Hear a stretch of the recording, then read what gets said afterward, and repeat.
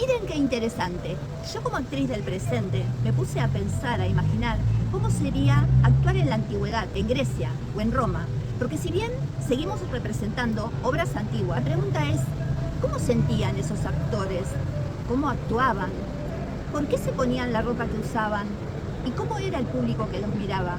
Entonces dije, ¿por qué no ilustrarlos a ustedes, fieles seguidores de mi programa Culturama, haciendo una comparación entre las actuaciones entre la Roma antigua y la Grecia antigua? Los actores en el teatro griego clásico en su vestuario usaban pelucas, máscaras con un tipo de boca que amplificaba las voces, túnicas de diversos colores que tenían que ver con la clase social, por ejemplo, dorada para los dioses o personajes importantes.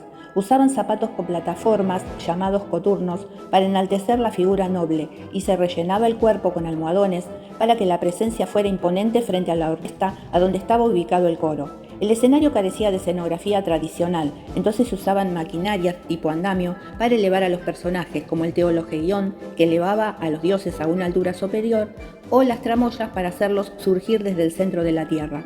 Contaban con un coro que tenía un papel importante en la representación porque sus integrantes cantaban, bailaban y ayudaban al público a entrar en contexto, mientras que los actores se cambiaban detrás de la escena. En los géneros que se representaban, por ejemplo en la tragedia, los actores hablaban de mitos e historias de dioses y reyes que hacían reflexionar acerca del ser humano porque abordaban directamente sus conflictos.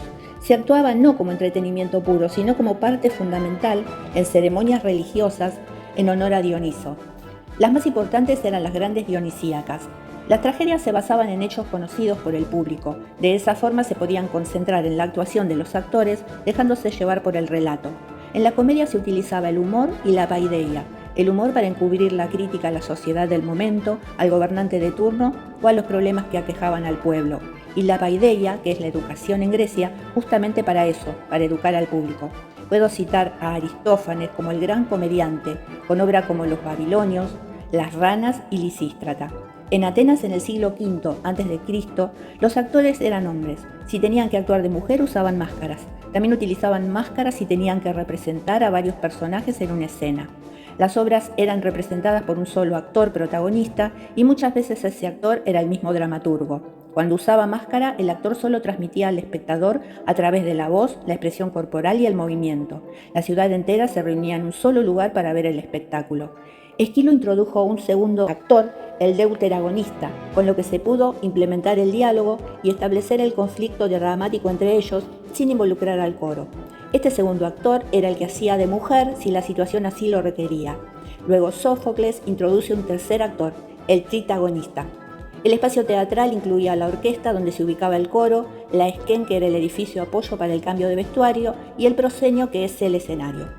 En Roma, en cambio, la actividad teatral no comenzó con un texto literario, sino directamente con la actuación, con entretenimientos escénicos como danzas y performance sin argumento. Livio Andrónico introdujo la fábula, que es un drama con argumento. Los actores romanos tenían una profesión ambigua y desprestigiada socialmente.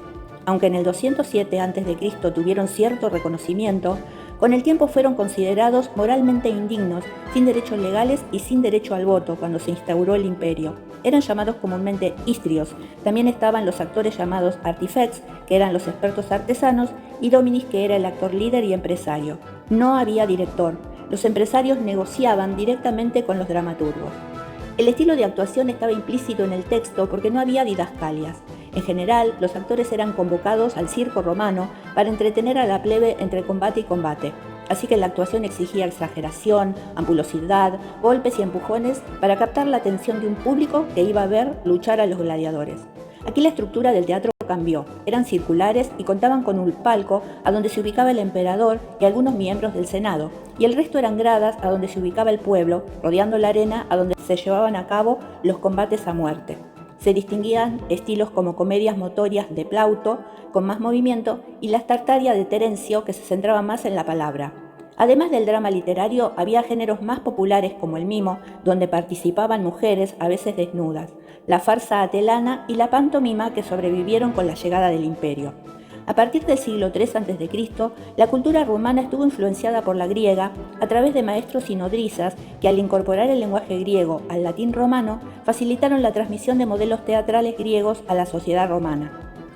En cuanto a la vestimenta, los actores vestían túnicas y togas, los esclavos llevaban túnicas oscuras, los jóvenes túnicas con colores vivos y los ancianos de color blancas.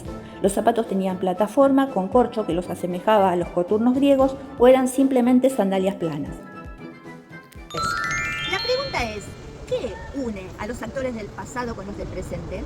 Es la necesidad de contar las historias, pero con verdad implícita. Si bien cambiaron los escenarios, no cambió el mensaje que tenemos que brindar. Tenemos que brindar entretenimiento, invitar a la reflexión, generar emoción, cuestionar la realidad de la sociedad que nos rodea. Usemos el teatro como herramienta para transmitir ideología en diferentes marcos sociales, religiosos, políticos, de todo hoy, en estos momentos tan difíciles que atraviesa nuestra profesión y el país entero.